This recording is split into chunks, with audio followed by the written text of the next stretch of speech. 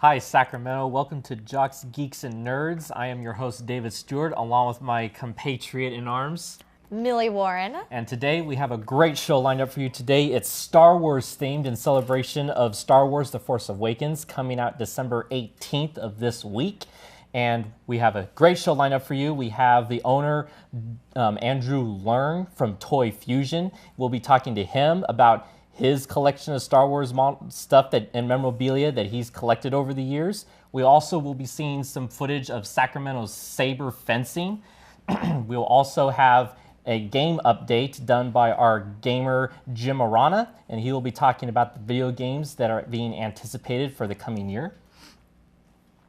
We're also going to be having a lot of fun. We're going to be making some Star Wars spacecrafts. We're going to also be playing with lightsabers. Dun, dun, dun. And throughout the show, we'll also have a gamer challenge going on in the background in which two gamers will be trying to focus on the Star Wars Battlefront game. And so that's all coming up right on this show.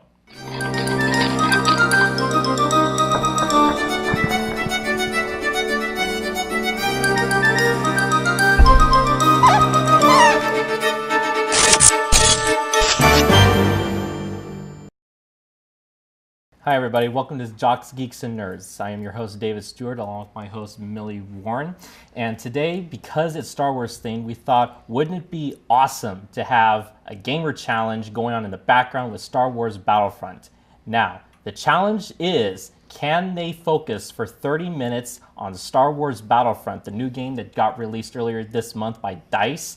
And throughout the game, you will see some antics where we will have random stuff going on in the background to see if they can try and get distracted. So keep an eye out for that. Also, with us, we have our guest, Andrew Learn from Toy Fusion. Welcome to the show. Thank you for having me. Hi, thank you for joining us today. Thank you. So, Andrew, can you tell us a little bit about Toy Fusion in case some of our viewers don't know what it is? Toy Fusion is a collectible consignment store. We started about 20 years ago in Sacramento, and we sell mostly vintage toys and collectibles. And after a while, I kind of realized that a lot of people like nostalgia. And so after a while, I kind of realized we weren't really selling toys, we were selling memories. A lot of people come into the shop and just like looking around, and they would make comments that I used to have that as a kid, or their parents threw it away. Okay, so speaking of nostalgia, when I saw you bring out that Turbo Man, like, I got giddy. It took me back to the 1990s with Arnold Schwarzenegger. Yep. It's Turbo time. Jingle all the way. Yeah. Right? So can you tell us a little bit about the really cool, I don't want to say antiques, but I mean, they're kind of like it. Well, Turbo Man came out, the toy actually was sold at Walmart as a Walmart exclusive. I think it retailed for like $24.95 or something like that. And it came out during the year the movie came out, but it really didn't catch on, so it was clearanced out. And it wasn't until a couple of years later when it started being syndicated on TV, it became a cult classic, and everyone kind of wanted the Turbo Man, but at that time it was nowhere to be found, and so it became a kind of a collectible. And the reason why I brought it too is Jake Lloyd, who plays Anakin, was in that movie, and so this could be considered Darth Vader's first toy, maybe. So, yeah? Yeah. That's amazing. So it wasn't a lightsaber that he first got. It was actually It a was Turbo Man. Turbo Yeah, Man. so. And I see this cool-looking lightsaber toy. Can you just talk a little bit about this? I obtained this, I think, about 15 years ago. I can't quite remember how many years ago, but it was a prototype lightsaber that was never went to complete production, and I believe this is the only one in existence. This was originally a Darth Maul lightsaber with both ends, but when I had it on display a long time ago, I think at WonderCon, someone bumped it and it broke, so I only have half of it now, unfortunately. But the cool thing is that if you look at the tube part, and depending on how you hold it or touch it, you can actually activate it, and the filament or gas just lights up, and so you can kind of test it by, letting it go down or up, depending on your touch. I thought it was really cool, and the fact that they never made this out there yet, it's like, but I can see how it's very fragile. There's a glass tube in there too as well, but it's just pretty neat. So, like, you don't want to fight with that. Probably not, because it'll probably crack the tube, and the gas will probably, it's probably poisonous. But that's really interesting because the lightsabers that are used in the movies actually have a special effect that looks almost like how this model starts up its lightsaber effect, which is actually pretty cool. I mean, the nostalgia flowing from this is like It just clicked with me. Hold on. You said there's gas in there? I believe so. What? And how you hold it, these two connectors right here, activate something which triggers, but if you touch it lightly, it kind of fades away too. So it kind of, That's so cool. That's amazing. So I wonder, because that is a prototype and there's not many made, is that something that you think would be priceless? Like, can you even put a price to I that? have no idea what it's worth, but to a fan, I'm sure that someone would want something like this. You know, it's really cool, and I haven't seen anything like it since. Especially being like a prototype and probably the only one in existence. Yeah. So. Do you know who has the other half? Oh, it was broken. At WonderCon, we had it on display, and someone knocked it over, and it cracked. So I had the other half, but it's cracked, and I'm not sure how to fix it. So Right. Duct tape. Well, if you put duct tape, the gases won't work because it's already, you know, so it's just a tube, unfortunately. That's really cool. So speaking of memories and all that, as a collector, when did you first start collecting your Star Wars memorabilia? I mean, it must have been like... The very first Star Wars toy I got was, my mom got it for me, I believe for Christmas, as Darth Vader action figure. Oh, wow. And so I still have it. It's missing the cape, missing the lightsaber. I think I colored a red toothpick to put the lightsaber. And it's pretty beat up, but it's, for me, it represents so much of my childhood that I wouldn't want to sell it. I don't care. Or, you know, so it's more of just the memories that came with it. You know, and a packaged 12-back Darth Vader could be worth like $400 or $500. We have a Princess Leia figure here too. Back in like 1977, 78, it was sold at Kmart for $2.97. Is that something that you bought? I bought it, but I bought it back in like, you know, the 90s. But it retailed for $2.97 back in 77, 78, but it's now worth about $500. So what type of restraint does it take to be a little kid or even an adult to know not to open something like that? That's like 40-year-old version To distract those stuff. gamers, we can open it in front of them and see what they say. You know? Yeah. So, You're going to give them a heart attack. yeah, but there's a loose figure here too. A loose figure, a carded one, a 12-back could be worth about $500. A loose one maybe $25 to $30. Right. So Because it's out of the packaging. yeah. So even loose figures have value, and even figures without the weapons can go for $5 a piece. Yeah. Or more. Wow, Boba Fett. that's amazing. Yeah. All these action figures, so many memories. Have you seen all of the Star Wars movies? And how excited are you for the Star Wars Force Awakens coming out December 18th? I remember seeing Return of the Jedi in theaters, and it was amazing. I actually like the Ewoks. I don't care what anyone says. Yeah, exactly. Yeah, but I remember when episode 1, 2, and 3 came out, I was waiting in line like everyone else. We waited like 4 or 5 hours in line. And after the movie, a lot of us were just quiet. We didn't say anything bad about it because Were we you were going to have disappointed by the prequels?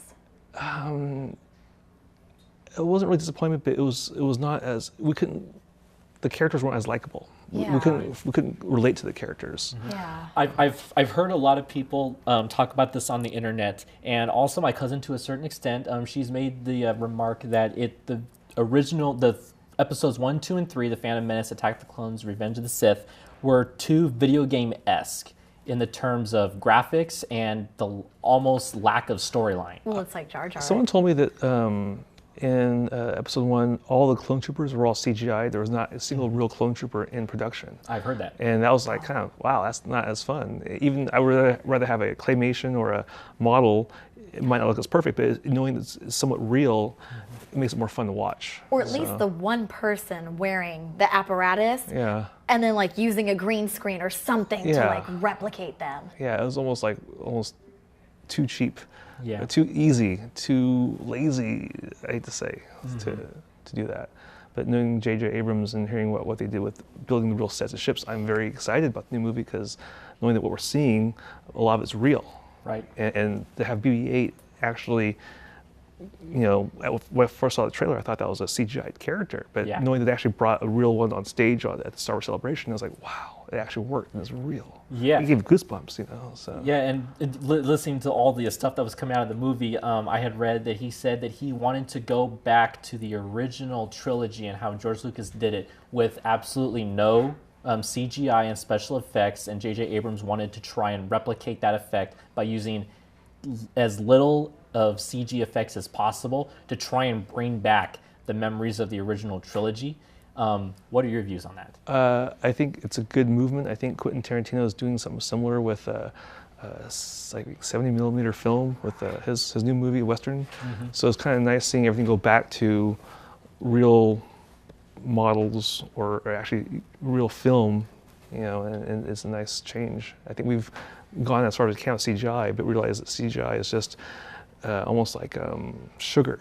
You know, Right. it's sweet, but it's not nutritious. Yeah. We want to see something with more substance. So we have a little bit of time left. Do you want to tell us anything that's going on with Toy Fusion, whether or not you're having something special? Well, I've had planned? a lot of people ask me what their toys are worth, and they want to sell it or they want to have, you know, more information. So I decided to create an online toy price guide to help everyone who wants to go online. So it's called Toyworth? Toyworth. We're Okay. still in beta stage, but I believe you type in Star Wars price guide, we're number 2 on Google. So we're getting up there. And even toy price guide, I think we're number 2 or 3 on Google. And Congratulations. oh, thank you. Yeah. I hope to create something where people can actually go online and see what the things are worth. Okay. Yeah, And do you have a website for your Toy Fusion that people can go to? Yeah, it's toyfusion.com, and then toyworth.com is No, real quick, where is Toy Fusion located? 1908 El Camino Avenue. El Camino, okay. Yeah, All near Arden Fair Mall. All right. Oh, awesome. Well, Andrew, thank you very much for being to the show. thank you very it was much. a pleasure looking at all Wait, the memorabilia. The Force high five. Thank you. Yes. All right, and thank you for being on the show. Thank you. Thank you. Appreciate it. All right, so that's Toy Infusion, Andrew Learn, the owner. And coming up afterwards, we also have B-roll coming from the Sacramento Saber Fencing Group that was done quite recently. So take a look at this. Well, we're Sacramento Saber Fencing. There used to be a Sacramento Fencing Club before this. You score in a tournament type of thing. They do pool rounds, and there's a five touches in a pool bout, and you would fence 6 or 7 bouts. And at the end of that, they total up the scores, and they seed for the direct elimination bouts. And those bouts are 15 touch bouts. It's an opportunity for people to compete. And some of these people are quite good. We actually have some fencers from Korea here today that are quite good. So it's a good experience for everybody. Requirements for safety reasons, you need what are called knickers, the white pants that you see, high socks. There's an underarm protector to protect you from being poked. And then there's a jacket on top of that, a white jacket. And then you see the electric jacket on top of that. That's how the scoring machine works when there's contact with the electric jacket. Then the mask is for obvious safety reasons, and that's designed to protect the face and the head from getting hit. Hi, my name is Joaquin. I am from El Salvador. I represent the country in fencing, the specialty of saber, and I've been fencing for 13 years and getting ready for future competitions such as the qualifier for the Olympics. I did it before and I was very close. So I've been training in the Bay Area for about 5 years, and it's a really good environment and it's growing up in San Francisco, Sacramento, and really good fencers that not only compete regionally but international, and they have many good results such as Junior Olympics and Junior World Championships. So it's really nice environment for training. So we all know the very famous spoof of Star Wars, Spaceballs. So we have a little trivia question for you. Who was an actor that played Barf in the spoof, Spaceballs? In the meantime, while you guys take a second to think, let's toss it over to the gamers, William and David, and see how you guys are doing.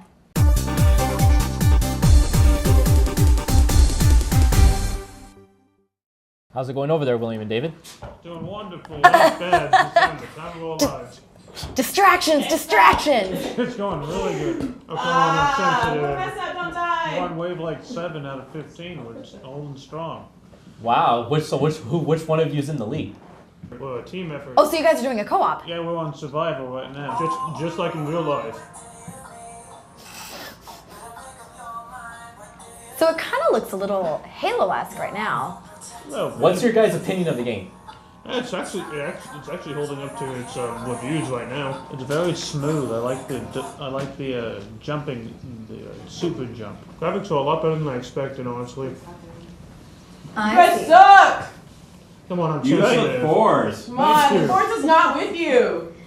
Come on, you rebel scum. Boo! That The was force game is plan. with you, but you Your are not mom's Jedi's calling! yet. Your mom's calling! Whoa, Dude. mamas. Who We're shot bringing moms first? into this. Look, Darth Vader! Well, as long as you guys are having fun, it sounds like you guys certainly are.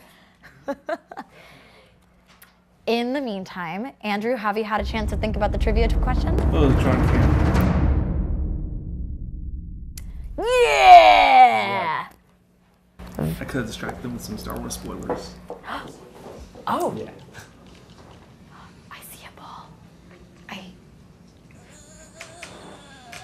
Oh, it's moving! It's fine. It is moving. I feel like I have powers right now. It's triangle. Are you strong with the Gives force? you more I am. The force is very special in this one. I don't know.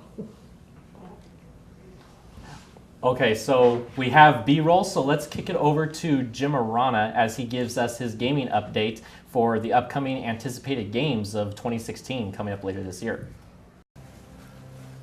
Hello gamer guys and gals, how you doing? This is Jamorian here with information on some big time gaming conventions if you're interested in going. We have several each year throughout the country. Let's start off with the PAX set of conventions. We have PAX South, San Antonio, Texas, January 29th through 31st. Tickets on sale now. Then there's PAX East in Boston, Massachusetts, April 22nd through 24th. Tickets also on sale now. PAX Prime in Seattle, late August. Dates to be determined. Tickets not on sale, but for information on all of these conventions, go to paxsite.com, PAXSITE.com. Next up, we have South by Southwest Gaming in Austin, Texas, March 17th through 19th. It's all part of the whole South by Southwest media conglomeration. It used to be all music, but now it's music, films, TV, media of all kinds, gaming. Austin, Texas, March 17th through 19th. More information there, southbysouthwest.com/exhibitions/gaming expo. Next up is Gen Con, the granddaddy of all gaming conventions, Indianapolis, Indiana, August 4th through 7th. January 22nd is when pre-registration begins. More information there, gencon.com. And finally, if you're into streaming of any kind, either watching or doing it yourself, TwitchCon, put on by twitch.tv, is happening probably late September if the pattern goes on, if their second year matches their first year. There is rumors that it might be in San Diego or might come back to San Francisco. Still to be determined there. More information at twitchcon.com as it becomes available. Well, that's it for the big gaming conventions, guys and gals. We'll see you at either one of those or one of the local or regional conventions. Of course, we'll have information on local and regional events as they come up. In the meantime, keep gaming, folks, and have fun. Hi, welcome back, Sacramento. This is Jocks, Geeks, and Nerds. I'm David Stewart, along with my host, Millie Warren. And we have a little arts and crafts project for you today. It's making Star Wars starfighters out of paper. And you can find these directions on our website at www.jocksgeeksandnerds.com. And if you guys actually end up making the starfighters, you can go ahead and post a picture of it to our Facebook, facebook.com/Jocks, Geeks, and Nerds. Or you're more than welcome to tweet it to us at Jocks, Geeks, Nerds. Now, I don't know about you, but I kind of want to draw Luke and Leia kissing because I would totally ship that.